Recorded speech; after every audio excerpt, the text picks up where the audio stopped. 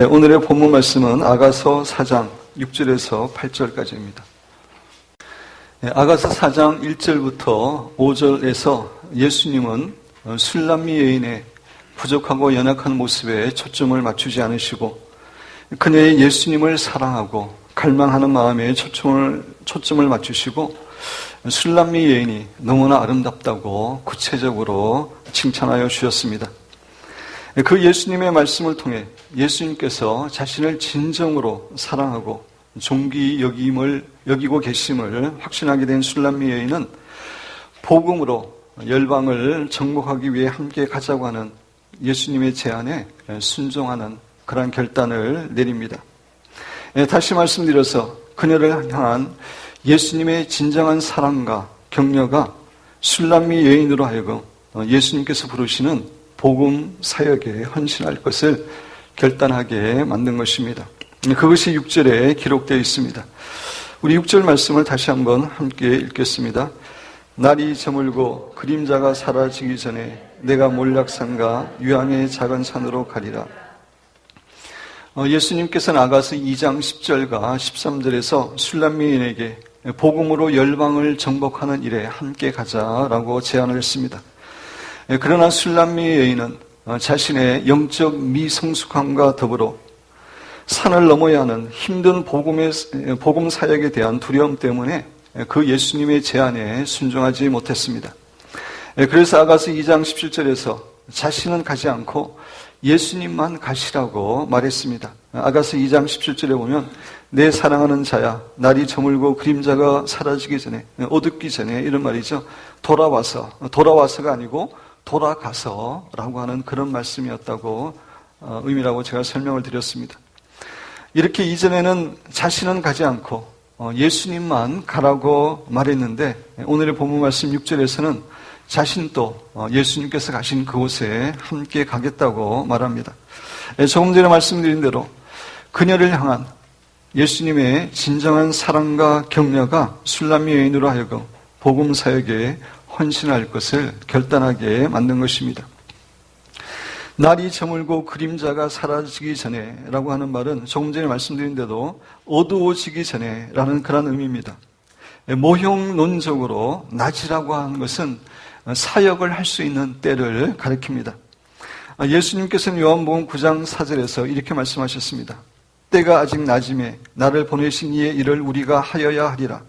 밤이 오리니 그때는 아무도 일할 수 없느니라. 성경에서 낮이라고 하는 것은 하나님의 사역을 할 수 있는 때입니다. 그래서 어둠이 오기 전에 자신에게 하나님의 사역을 할 수 있는 기회가 없어지기 전에 자기는 가겠다라고 이야기하고 있습니다. 그렇습니다. 우리가 언제나 주님의 일을 할 수 있는 게 아닙니다. 주님의 일을 할 수 있는 때를 잃어버리면 우리는 하고 싶어도 하지 못합니다. 너무나 많은 신자들이 그때를 잃어버려서 더 이상 하나님을 섬기지 못하는 그런 경우를 많이 봅니다. 술람미는 이제 자신은 그때를 놓치지 않고 주님의 사역을 감당하겠다고 말하는 것입니다. 그리고 술람미 여인은 몰약산과 유황의 작은 산으로 가리라라고 말합니다. 여기서 몰약산과 유황의 작은 산은 다 상징적인 의미를 가지고 있는 단어들입니다. 몰약은 중동 지역에서 방부제로서 사용되었는데 시체에 바르거나 예수님 당시에는 십자가에 달린 사람을 위한 마취제로 사용되었습니다. 이러한 의미에서 몰약은 예수님의 십자가를 상징하는 것입니다. 술람미 여인이 내가 몰약산으로 가리라 라고 말하는 것은 복음으로 열방을 정복하기를 원하는 자신도 예수님이 그러했던 것처럼 십자가를 지고 주님을 따르겠습니다 라고 고백하고 있는 것입니다. 예수님께서는 누가복음 9장 23절에서 아무든지 나를 따라오려거든 자기를 부인하고 날마다 제 십자가를 지고 나를 따를 것이니라 라고 말씀하셨습니다. 예수님을 따르기 위해서 예수님과 함께 복음 증거하기 위해서는 반드시 자기를 부인하고 날마다 십자가를 지고 따라야 한다고 말씀하셨습니다. 그렇습니다. 예수님을 따르려는 제자는 반드시 자기를 부인하고 자신의 십자가를 날마다 지고 예수님을 따라야 됩니다. 따라서 자신이 몰락산으로 가겠다라고 하는 술람미 여인의 고백은 예수님을 따르기 위해 철저히 자기를 부인하고 자신의 십자가를 날마다 지고 따르겠습니다 라고 고백하고 있는 말입니다. 그렇다면 자기를 부인하고 날마다 자기의 십자가를 지고 주님을 따른다는 것은 무슨 의미입니까? 저의 책 날마다 보혈을 체험하라 에서 이것에 대해서 제가 자세히 설명했지만 오늘은 간단하게 설명을 드립니다. 자기를 부인하는 것과 날마다 자기의 십자가를 지고 예수님을 따른다는 것은 사실 같은 의미입니다.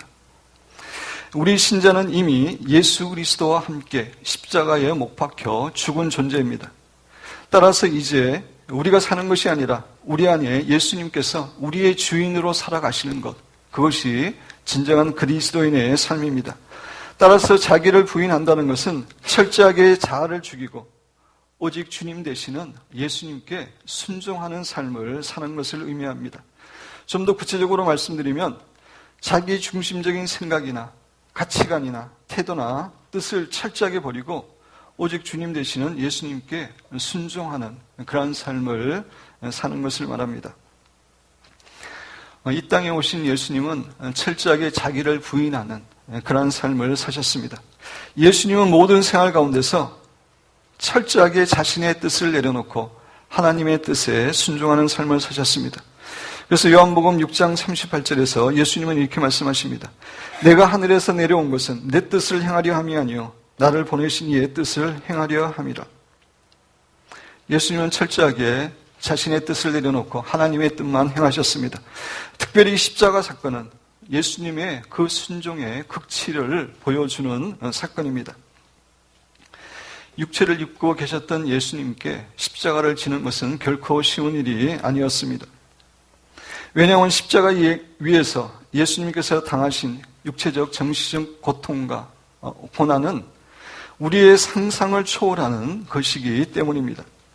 그래서 예수님께서는 겟세마네 동산에서 기도하실 때 아버지여 만일 할만하시거든 할 수 있거든 이 잔은 십자가를 지는 것인데 이 잔을 내게서 지나가게 하옵소서 라고 3번이나 간절히 하나님께 기도하셨습니다. 그만큼 십자가에서 죽으시는 일이 육신을 가지신 예수님께도 너무나 힘들고 고통스러운 일이었기 때문입니다. 그럼에도 불구하고 예수님은 결국 나의 원대로 마옵시고 아버지의 원대로 하게 하옵소서라고 기도하심으로 자기를 부인하고 그 고통스러운 십자가를 기꺼이 지었습니다. 이렇게 자신의 뜻을 내려놓고 주님의 뜻에 순종한다는 것이 바로 자기를 부인한다는 의미인 것입니다. 제 십자가를 지고 주님을 따르는 것도 비슷한 의미입니다. 제 십자가를 지고 주님을 따른다고 했을 때 많은 사람들은 여기서 말하는 십자가가 자기가 감당해야 될 고난과 희생을 의미한다고 생각하는 경향이 있습니다. 그러나 여기서 십자가는 그 이상의 의미를 가지고 있습니다. 그것은 사형 선고를 받고 죽음까지 간다라고 하는 의미입니다. 따라서 제 십자가를 지고 주님을 따른다는 것은 자신의 옛사람은 완전히 죽었음을 인정하고 예수님을 주인으로 모신 삶을 살아가는 것을 의미하는 것입니다. 이런 의미에서 자신을 부인하는 것과 제 십자가를 진다는 것은 같은 개념입니다. 그런데 우리가 자신을 부인하고 자신의 십자가를 지는 삶을 살기 위해서는 우리는 철저히 성령님을 따르는 그러한 삶을 살아야 됩니다. 우리 로마서 8장을 한번 보겠습니다. 로마서 8장 6절, 7절 먼저 보겠습니다. 로마서 8장 6절입니다. 육신의 생각은 사망이요. 여기서 육신이라고 하는 것은 우리의 죄된 본성입니다. 자기 중심적인 자아를 따라가는 삶입니다. 육신의 생각은, 자아를 따라가는 그러한 생각은, 그러한 삶은 사망이라는 것입니다. 결국은 죽고 망하는 것입니다. 영적으로 죽고 계속해서 그쪽으로 가면은 지옥에 간다는 것입니다. 영의 생각은, 여기서 말하는 영은 성령입니다. 성령의 생각은 생명과 평안이라. 우리가 성령님을 따라 살아갈 때에 진정한 풍성한 생명과 평안이 주어짐을 이야기하고 있습니다. 육신의 생각은 하나님과 원수가 되나니 우리 자신이 원하는 생각, 그 생각은 하나님과 원수가 된다고 이야기합니다. 이는 하나님의 법에 굴복하지 아니할 뿐 아니라 할 수도 없습니다. 하나님과 원수되기 때문에 우리가 원하는 것은 하나님의 법에 굴복하지도 않고 할 수도 없습니다. 또 로마서 8장 13절 14절을 보도록 하겠습니다. 13절, 너희가 육신대로 살면, 너희가 자기가 원하는 대로 살면 반드시 죽을 것이로되, 반드시 죽습니다. 우리가 원하는 대로 이 세상을 살아가면은 영적으로 죽을 뿐만 아니라 아까 말씀드린 대로 지옥에 가게 되어 있습니다. 영으로서, 성령으로서 몸의 행실을 죽이면 살리니, 우리 몸의 그런 잘못된 욕구를 죽이면은 성령으로서 살게 되고, 무릇 하나님의 영으로 인도함을 받는 사람은, 성령으로 인도함을 받는 사람이 바로 하나님의 아들이고 하나님의 자녀라고 이야기하고 있습니다. 성령님의 욕구와 육신의 욕구는 정반대입니다. 그래서 우리가 자기를 부인하기 위해서는 철저하게 성령님을 따르는 그러한 삶을 살아야 하는 것입니다. 따라서 술람미 여인이 몰약산으로 가겠다라고 말하는 의미는 이제부터는 자기 자신을 부인하고 철저히 예수님께 순종하는 그러한 삶을 살겠다는 것이고, 그것은 또한 자신의 육신대로 살지 않고 철저하게 성령님을 따라 살겠습니다 라고 결단하는 그러한 고백인 것입니다. 그리고 술람미 여인은 유황의 작은 산으로 가리라 라고 이야기하고 있습니다. 유황은 홍해바다 주변의 유황나무에서 진액을 채취한 향료입니다. 강한 향기가 있는 향료인데, 성경에서 유황은 기도를 상징합니다. 우리 성경을 한번 같이 보겠습니다. 시편 141편 2절입니다.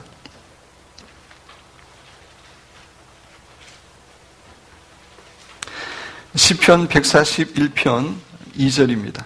제가 읽으면서 설명드립니다. 나의 기도가 주의 앞에 분향함과 같이 되며 나의 손드는 것이 저녁 제사 같이 되게 하소서. 나의 기도가 주의 앞에 분향함과 같이 되게 하며 라고 기도하고 있습니다.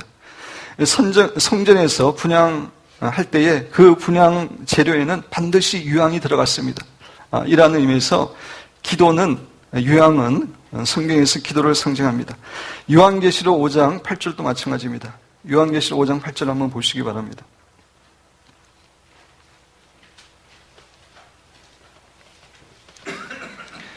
요한계시록 5장 8절입니다. 그 두루마리를 취하심에 네 생물과 24장로들이 그 어린 양 앞에 엎드려 각각 검은 거와 향이 가득한 금 대접을 가졌는데, 여기서도 향이 나옵니다. 이 향은 성도들의 기도들이라. 이렇게 유황은 우리의 기도, 우리의 중보 기도를 상징하는 것이기 때문에 내가 유황의 작은 산으로 가리라 라고 하는 술람미 여인의 고백은 이제부터 자신은 기도와 중보 기도의 삶에 헌신하겠다라고 고백하는 것입니다. 네, 그렇습니다. 복음으로 열방을 정복하기 위해서는 반드시 기도 생활을 해야 됩니다. 하나님의 아들이셨던 예수님께서도 이 세상에서 복음을 전하시기 위해서 매일 새벽에 기도하셨고, 때로는 밤을 새어가며 기도하셨고, 시간이 나는 대로 기도하셨습니다. 우리도 마찬가지입니다. 기도 생활을 하지 않고는 어느 누구도 예수님과 함께 복음으로 열방을 정복하는 산을 올라가거나 뛰어다닐 만한 힘을 얻지 못합니다. 그래서 술람미 여인은 기도와 중보 기도하는 것에 헌신하는 가운데 예수님께서 맡겨주신 그 복음 사역을 감당하겠다라고 고백하고 있는 것입니다. 그런데 여기서 유황의 작은 산이다라고 말하고 있습니다. 모략은 그냥 산인데 반하여 유황은 작은 산이라고 이야기하고 있습니다. 그것은 작은 산을 통하여 큰 산으로 올라갈 수 있는 것처럼 유황의 작은 산을 통해서 몰약산으로 올라갈 수 있음을 교훈해 주는 것입니다. 다시 말씀드려서 하나님의 임재 가운데 기도하고 중보 기도에 헌신한 사람만이 하나님께서 주시는 지혜와 은혜와 능력을 공급받아서 결국 자신을 부인하고 성령님께 순종하는 더 높은 몰약산에 올라갈 수 있음을 말해주는 것입니다. 이런 의미에서 우리가 기도의 작은 산을 올라간 만큼 자기를 부인하고 예수님께 순종하는 산에 올라갈 수 있는 것입니다. 사랑하는 성도 여러분, 예수님과 함께 복음으로 열방을 정복하는 사역에 온전히 순종하기를 원하십니까? 그렇다면 사랑하는 여러분과 저는 철저하게 우리 자신을 죽이고 부인하고 예수님께 순종해야 됩니다. 또한 기도와 중보 기도를 통해서 정말 기도에 헌신하는 그런 생활을 해야 됩니다. 사랑하는 여러분과 저는 이런 생활을 통해서, 이런 헌신을 통해서 예수님께서 우리에게 맡겨주신 복음 사역에 잘 순종함으로 정말 잃어버린 수많은 영혼들을 구원하고 하나님께 영광 돌리는 귀한 성도들이 되시기를 주님의 이름으로 축원드립니다. 이렇게 술람미 여인이 예수님의 제안에 믿음으로 반응하자 예수님께서는 그녀를 너무나 기뻐하시고 그녀를 더욱더 칭찬해 주십니다. 7절 우리 같이 읽겠습니다. 7절 나의 사랑 너는 어여쁘고 아무 흠이 없구나. 여기서 너는 어여쁘다라고 되어 있는데 사실 이 말의 원어는 너의 모든 것이 아름답구나, 모든 것이 어여쁘구나, 아름답구나 라고 하는 말입니다. 그래서 영어 성경에 보면은 모든 것이라는 말이 포함되어 있습니다. 이전에도 예수님은 술람미 여인을 어여쁘다고 아름답다고 이야기했습니다. 그러나 술람미 여인이 복음 사역에 헌신하기로 결단하는 것을 보고 나서는 그녀의 모든 것이 아름답다고 더욱더 그녀를 칭찬하고 계시는 것입니다. 그리고 아무 흠이 없다고 말씀하십니다. 사실 우리 인간은 흠이 없는 사람이 없습니다. 다 흠을 가지고 있습니다. 그러나 예수님께서는 자신을 부인하고 기도를 하면서 예수님의 복음을 전하기로 결단한 술람미 여인을 아무 흠이 없는 자로 정말로 아름다운 존재로 보아주시는 것입니다. 그러면서 예수님은 8절에서 술람미 여인을 향해서 내 신부야 라고 부르십니다. 아가서에서 예수님께서 술람미 여인을 내 신부야 라고 부르신 것은 이것이 처음입니다. 지금까지는 주로 나의 사랑이라고 불렀습니다. 그러나 술람미 여인이 예수님과 함께 복음을 전하기로 결단하자 예수님은 이제 그녀를 진정한 자신의 신부로 인정해 주시고 칭찬해 주시는 것입니다. 예, 그렇습니다. 단지 나의 사랑으로 불리는 거하고 나의 신부로 불리우는 거하고는 큰 차이가 있습니다. 예를 들어서 왕의 사랑을 받는 여인들은 많이 있습니다. 그러나 왕의 왕비는 한 사람이거나 아주 소수입니다.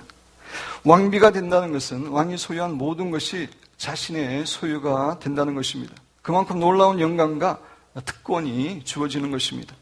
이제 술람미 여인은 예수님이 인정하는 신부가 되는 그러한 축복을 누리게 되었습니다.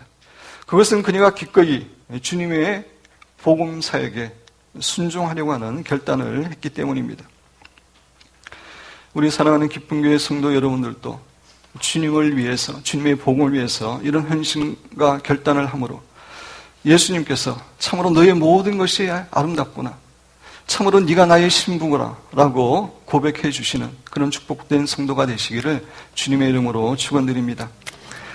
예수님은 술람미 여인을 자신의 신부라고 부르시면서 그녀에게 한 가지를 더 말씀하십니다. 우리 8절을 같이 한번 읽어보겠습니다. 내 신부야, 너는 레바논에서부터 나와 함께하고 레바논에서부터 나와 함께 가자.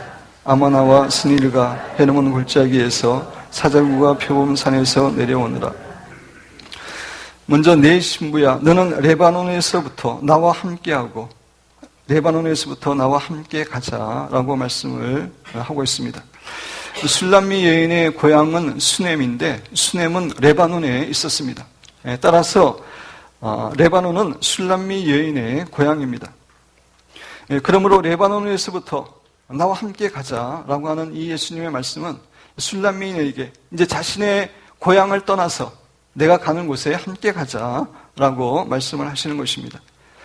그리고 하반절에 나오는 아마나와 스닐과 헤르몬 꼭대기에서 사자굴과 표범산에서 내려오느라, 이것도 표현만 달랐지 같은 의미입니다. 스닐과 헤르몬 꼭대기는 레바논 산지에 있는 가장 높은 두 산 봉우리였습니다. 아마나 산은 성경에 그 이름이 나오지 않았지만 헤르몬 산지의 한 산이었을 것이라고 학자들이 생각을 합니다. 그래서 아마나와 스닐과 헤르몬 꼭대기도 다 레바논에 있기 때문에 이 꼭대기에서 내려오라 라는 말도 레바논에서 떠나라, 나오라 라고 하는 말입니다. 그리고 사자굴과 표범산에서 내려오느라, 이 산에는 사자와 표범이 있었는데 이 사자와 표범은 우리를 삼키려고 하는 사탄의 세력을 의미합니다. 레바논은 제약된 도시였고 그곳에는 강한 사탄이 역사하고 있는 곳이었기 때문에 그곳에서 떠나라고 말씀하시는 것입니다. 그렇습니다. 예수님과 함께 복음으로 세상을 정복하고자 하는 사람은 반드시 자신의 고향을 떠나야 됩니다. 그렇다면 자신의 고향을 떠난다는 것이 어떤 의미를 가집니까?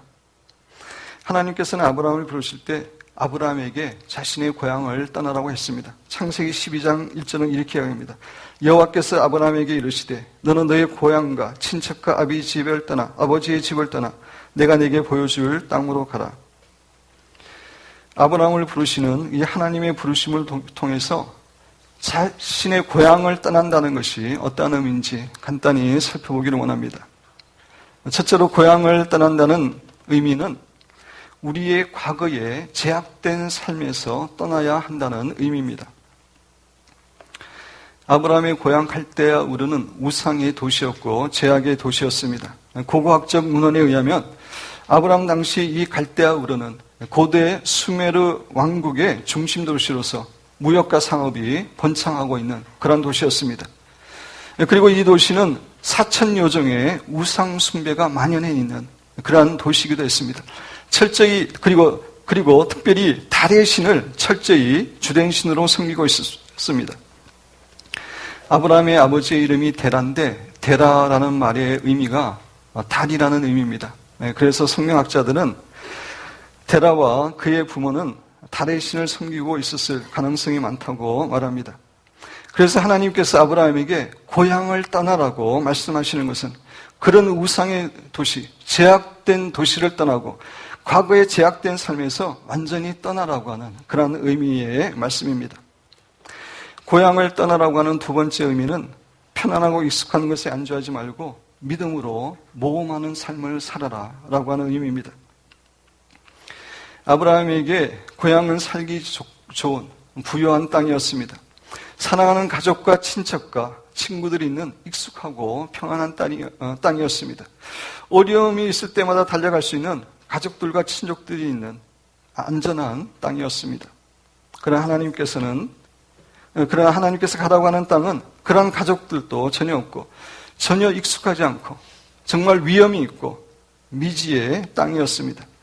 그래서 하나님께서 아브라함에게 자신의 고향을 떠나라고 명령을 내리신 것은 이제 아브라함으로 하여금 더 이상 편안하고 안전한 삶에 안주하지 말고 하나님만을 신뢰하는 가운데 하나님이 가라는 곳에 하나님과 함께 믿음으로 모험하는 삶을 살아라고 말씀하시는 것입니다. 예수님께서 술람미인에게 고향인 레바논 땅을 떠나라고 하는 것도 같다는 의미입니다. 술람미인의 고향은 조금 전에 말씀드린 대로 사자와 표범이 있는 곳이었습니다. 그곳은 제약이 관영한 곳이었고 사탄의 세력이 강하게 역사하고 있는 곳이었습니다. 그래서 예수님은 술람미인에게 그런 제약된 곳에서 그런 제약된 삶에서 완전히 떠나라라고 말씀하시는 것입니다. 둘째로 더 이상 과거에 편안하고 익숙한 것에서 안주하지 말고 주님을 신뢰하는 가운데 주님과 함께 주님이 인도하시는 대로 가는 믿음의 삶을 살라고 말씀하시는 것입니다. 네, 사랑하는 여러분과 저도 과거에 제약된 삶에서 완전히 떠나고 또 우리를 부르시는 주님을 신뢰하는 가운데 주님과 함께 믿음으로 모험하는 그러한 신앙의 삶을 살아가므로 늘 우리와 함께 하셔서 우리의 삶을 신실하게 인도하시는 하나님을 경험할 뿐만 아니라 하나님께서 우리에게 맡겨주신 복음 전파의 사명도 잘 감당하시는 주의 신실한 성도들이 되시기를 주님의 이름으로 축원드립니다.